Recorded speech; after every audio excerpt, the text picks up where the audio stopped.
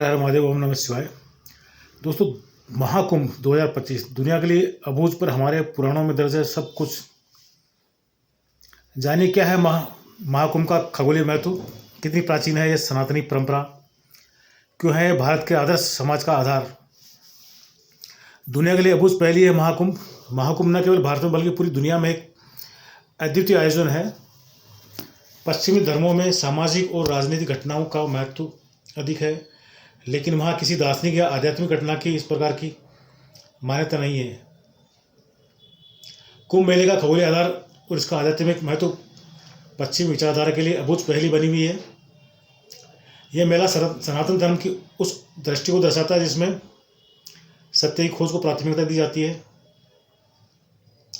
यहाँ कोई किसी पर अपनी मान्यता थोपता नहीं है, बल्कि सभी को अपनी अपनी साधना पद्धति में विश्वास करने का अधिकार है। यह विविधता का सम्मान और सहिष्णुता का अद्भुत उदाहरण है। कुंभ मेला आज केवल भारतीय या भारतीयों तक सीमित नहीं है, अपितु विदेशी पत्रकार, श्रद्धालु और पर्यटक भी इसमें शामिल होते हैं, इसमें भाग लेते हैं। उनके लिए भारतीय संस्कृति और अध्यात्म को पहचानने का, अध्यात्म से जुड़ने का, अध्यात्म का परिचय है। पश्चिमी दृष्टिकोण से मेला ब्रह्मांड और जीवन की गूढ़ अवधारणाओं को समझने का प्रयास है। विदेशी लेखक और पत्रकार इस मेले को विश्व का सबसे बड़ा शांतिपूर्ण आयोजन कहते हैं। उनका मानना है कि कुंभ मेला भारतीय दर्शन और अध्यात्म की व्यापकता को दर्शाता है। महाकुंभ में संतों का मेला गृहस्थों के लिए भी स्वर्णिम अवसर होता है। कुंभ मेला संतों, तपस्वियों और गृहस्थियों के बीच का एक सेतु है। कुंभ मेला संतों और गृहस्थों के दोनों के लिए एक अद्वितीय अवसर है। यह साधना, ज्ञान और आस्था का केंद्र है, जहाँ गृहस्थ जीवन जीने वाले लोग तपस्वियों के सत्संग से धर्म का मर्म समझते हैं, धर्म के बारे में जानते हैं। कुंभ में संत समाज का महत्वपूर्ण योगदान है, जहाँ वे अपने ज्ञान और अनुभव का जन सामान्य के साथ साझा करते हैं। संतों के सत्संग और प्रवचन से लोगों को आत्मज्ञान प्राप्त होता है। कुछ संत ऐसे भी होते हैं जो अपनी साधना स्थलों से बाहर नहीं आते, लेकिन कुंभ के अवसर पर दर्शन देते हैं। उनके दर्शन पाकर के धन्य होते हैं। श्रद्धालु इन संतों से जीवन के गूढ़ रहस्यों को समझते हैं और धर्म का मर्म जानते हैं। यह आयोजन साधना परंपरा, गृहस्थ परंपरा और कुंभ शास्त्र की त्रिवेणी है।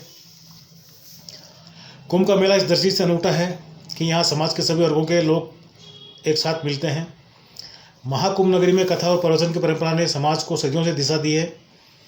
कथा और प्रवचन कठिन ज्ञान को सरल भाषा में आम जनता तक पहुंचाने का माध्यम है। महाकुंभ में विभिन्न अखाड़ों और संप्रदायों द्वारा आयोजित कथाएं श्रद्धालुओं को सत्य और धर्म का मार्ग दिखाती है। धार्मिक कथावाचक मानते हैं कि ये कथाएं समाज को गहरे स्तर पर प्रभावित करती है। अखाड़ों के प्रतिनिधि कहते हैं कि कथा और प्रवचन जीवन के गूढ़ रहस्यों को समझाने का माध्यम है। समाजशास्त्री इसे भारतीय समाज की सामूहिक चेतना को जागृत करने का साधन मानते हैं। और वहीं श्रद्धालु कहते हैं कि इन प्रवचनों से उन्हें जीवन की नई दृष्टि और नई ऊर्जा मिलती है। महाकुंभ में राज्य सत्ता, समाज सत्ता और धर्म सत्ता का समागम। कुंभ मेले में धर्मांतरण, किसी विशेष पूजा पद्धति या विचारधारा को थोपने का कोई स्थान नहीं है। यहाँ हर व्यक्ति को अपनी आस्था और पूजा पद्धति के साथ आने और उससे प्रकट करने की स्वतंत्रता है। यह विविधता में एकता की भारतीय परंपरा का जीवंत उदाहरण है। कुंभ मेला केवल धार्मिक आयोजन नहीं है, ये राज्य सत्ता, समाज सत्ता और धर्म सत्ता का अद्वितीय संगम भी है। कुंभ मेला भारतीय समाज की उस विलक्षणता को दर्शाता है जहाँ राज्य सत्ता, समाज सत्ता और धर्म सत्ता तीनों एक दूसरे के सहयोग से काम करती है। यहाँ धर्माचार्य, आध्यात्मिक गुरु और प्रशासन मिलकर मेले को सुव्यवस्थित ढंग से संचालित करते हैं। यह आयोजन एक आदर्श समाज की नींव रखने का प्रतीक है। महाकुंभ भारतीय संस्कृति, धर्म और समाज का ऐसा संगम है जो न केवल भारतवर्ष बल्कि पूरे विश्व को एकता और सहिष्णुता का संदेश देता है। यह आयोजन पौराणिक, ऐतिहासिक और दार्शनिक रूप से अनमोल है। महाकुंभ भारतीय समाज की सहअस्तित्व की भावना और सांस्कृतिक समृद्धि का प्रतीक है। यह न केवल आस्था का पर्व है, बल्कि एक ऐसा मंच है जहाँ मानवता, ज्ञान और चेतना का मिलन होता है। कुंभ मेला विशेष विश्व का सबसे बड़ा मेला प्रयाग कुंभ मेला 2025 13 जनवरी से 26 फरवरी 2025 तक चलेगा। पूर्ण कुंभ मेला हर साल 12 साल में आयोजित किया जाता है, जबकि अर्ध कुंभ आधा मेला लगभग 6 साल बाद उसी स्थान पर आयोजित किया जाता है। 2013 का कुंभ मेला दुनिया का सबसे बड़ा धार्मिक समागम था, जिसमें लगभग 120 मिलियन आगंतुक आए थे। 2019 की शुरुआत में अर्ध कुंभ मेला आयोजित किया गया था। अगला पूर्ण कुंभ मेला 2025 के लिए निर्धारित है। सटीक तिथि हिंदू चंद्र सौर कैलेंडर पर आधारित है और यह बृहस्पति ग्रह के वृषभ राशि में प्रवेश और सूर्य और चंद्रमा के मकर राशि में होने पर निर्धारित होती है। यह मेला पारंपरिक रूप से कुंभ मेले के रूप में पहचाने जाने वाले 4 मेलों में से एक है। प्राचीन काल से कम प्रारंभिक शताब्दियों ईस्वी प्रयाग त्रिवेणी संगम पर माघ मेला के रूप में जाना जाने वाला वार्षिक मेला आयोजित किया जाता रहा है। यह स्थल की पवित्रता, स्नान, तीर्थ और वार्षिक उत्सव का उल्लेख प्राचीन पुराणों में महाकाव्य महाभारत में भी किया गया है। इस उत्सव का उल्लेख बाद के युग के ग्रंथों में भी किया गया है, जैसे कि मुगल साम्राज्य के मुस्लिम इतिहासकारों द्वारा लिखे गए। हालांकि स्रोत इलाहाबाद में स्नान उत्सव के लिए कुंभ मेला वाक्यांश का उपयोग नहीं करते हैं। इलाहाबाद में कुंभ मेले का सबसे पहला उल्लेख 19वीं शताब्दी के मध्य के बाद उपनिवेश युग के दशकों में मिलता है। ऐसा माना जाता है कि प्रयाग के स्थानीय ब्राह्मण ने 6 वर्षीय कुंभ ऐतिहासिक कुंभ महाकुंभ मेले के 12 वर्षीय चक्र तब से हर 12 साल बाद माघ मेला महाकुंभ मेले में बदल जाता है और कुंभ मेले के 6 साल बाद यह अर्धकुंभ, आधा कुंभ या कुंभ मेला बन जाता है। इलाहाबाद में कुंभ मेला माघ महीने में आयोजित किया जाता है, जब बृहस्पति मेष राशि में होता है और सूर्य और चंद्रमा मकर राशि में होते हैं। यह बृहस्पति वृश्चिक राशि में होता है और सूर्य मकर राशि में होता है। हालांकि बार यह ज्योतिषीय संयोजन कुंभ योग माघ महीने के साथ मेल नहीं खाता है। ऐसे मामले में मेला अभी भी माघ में आयोजित किया जाता है। उदाहरण के लिए 1989 का कुंभ मेला ज्योतिषीय गणना के अनुसार मार्च के मध्य में शुरू होना चाहिए था, हालांकि जनवरी में शुरू हुआ। हिंदू ज्योतिषियों के बीच मेले की सही स्थिति को लेकर असहमति कई मामले सामने आए हैं। नतीजन कुंभ मेला होने का दावा करने वाले मेले लगातार वर्षों में एक ही स्थान पर होते रहे हैं। उदाहरण के लिए 1941 और 42 में इलाहाबाद में और फिर 1965 और 66 में इलाहाबाद में। इतिहास हिंदू पौराणिक कथाओं के अनुसार भगवान विष्णु ने अमृता का पेय की बूंदें 4 स्थानों पर गिराई। जब से कुंभ बर्तन में ले जाया गया था, प्रयागराज सहित इन 4 स्थानों की पहचान वर्तमान कुंभ मेले के स्थलों के रूप में की जाती है।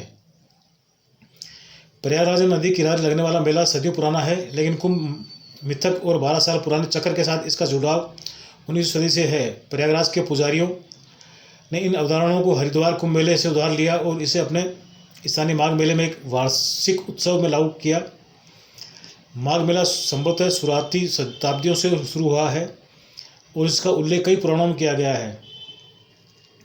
माघ मेले के प्रारंभिक अभिलेख प्रयागराज में अशोक स्तंभ फोटोसी 1900 में 3वीं शताब्दी में ईसा पूर्व के कई शिलालेख है। लगभग 1575 ईस्वी के आसपास अकबर के काल के बीरबल ने एक शिलालेख जोड़ा, जिसमें प्रयागराज तीर्थराज में माघ मेले का उल्लेख है। चीनी यात्री हेवेन स्वांग के लेखन में संभवतः 644 ईस्वी में इस मेले के एक प्राचीन संस्करण का संदर्भ है। जॉन सांग ने उल्लेख किया है कि सम्राट शिलादित्य के हर्ष के साथ पहचाना गया है ने हर साल में एक बार अपनी संपत्ति जनता में वितरित की। उसके खजानों को उसके जागीरदारों द्वारा फिर से भर दिया गया। वह पोलो ये किया प्रयागराज के साथ पहचाना गया कि राज्यों में 2 नदियों के संगम पर स्थित एक स्थल पर इस तरह के अनुष्ठान का वर्णन करता है। उन्होंने यह भी उल्लेख किया है कि कई सैकड़ों लोग अपने पापों को धोने के लिए 2 नदियों के संगम पर स्नान करते हैं। कुछ विद्वानों के अनुसार यह कुंभ मेले या इससे पूर्ववर्ती का सबसे पुराना जीवित ऐतिहासिक विवरण है। हालांकि ऑस्ट्रेलिया शोधकर्ता कामा मैकलिन ने नोट किया है कि हेवेन स्वांग संदर्भ हर 5 साल न कि 12 साल में होने वाली एक घटना के बारे में है और यह एक बौद्ध उत्सव हो सकता है, चूँकि हेवेन स्वांग के अनुसार हर्ष एक बौद्ध सम्राट था। तो इस प्रकार से अलग अलग अवधारणा है। अखाड़ों द्वारा समर्थित एक आम धारणा यह है कि आदि शंकराचार्य ने 8वीं शताब्दी में प्रयाग में कुंभ मेले की शुरुआत की थी, ताकि विभिन्न क्षेत्रों के पवित्र लोगों की बैठक की सुविधा मिल सके। हालांकि शिक्षाविदों को इस दावे की प्रामाणिकता पर संदेह भी है कुछ लोगों को। 19वीं शताब्दी से पहले प्रयाग में 12 वर्ष के चक्र वाले कुंभ मेले का कोई रिकॉर्ड नहीं है, ऐसा कुछ लोग मानते हैं। मत्स्य पुराण के प्रयाग महत्व खंड में माघ महीने में प्रयाग की पवित्रता का वर्णन है, लेकिन किसी कुंभ मेले का उल्लेख नहीं है। बंगाल के प्रमुख आध्यात्मिक नेता चैतन्य ने 1514 में प्रयाग का दौरा किया और मकर संक्रांति पर स्नान में भाग लिया। बंगाली भाषा के स्रोत चैतन्य चरितामृत में उल्लेख है कि उन्होंने माघ मेले में और कुंभ मेले का दौरा किया था। तुलसीदास जी के 16वीं शताब्दी में के रामचरितमानस में इलाहाबाद के मेले का उल्लेख वार्षिक रूप में किया गया है, लेकिन इसमें 12 वर्षीय चक्र का कोई संदर्भ नहीं है। इसमें कहा गया है कि रवि की फसल के बाद हिंदू इतनी बड़ी संख्या में त्रिवेणी संगम पर आए कि जंगल और मैदान उन्हें रोकने के लिए पर्याप्त नहीं थे। 16वीं शताब्दी के आईने अकबर में भी उल्लेख है कि इलाहाबाद माघ के महीने में विशेष रूप से पवित्र है। खुलासा उत तवारीख लगभग 1695-1699 में केवल हरिद्वार में होने वाले मेले का वर्णन करने के लिए कुंभ मेला शब्द का उपयोग किया है। इसमें केवल इलाहाबाद में एक वार्षिक मेले के अस्तित्व का उल्लेख है। यादगार बहादुरी 1834 ईस्वी में भी इस तरह उल्लेख किया गया है कि इलाहाबाद मेला हर सर्दियों में माघ में आयोजित किया जाता है, जब सूर्य मकर राशि में प्रवेश करता है। ब्रिटिश ईस्ट कंपनी ने 1765 में इलाहाबाद की संधि के बाद प्रयागराज क्षेत्र पर नियंत्रण प्राप्त कर लिया।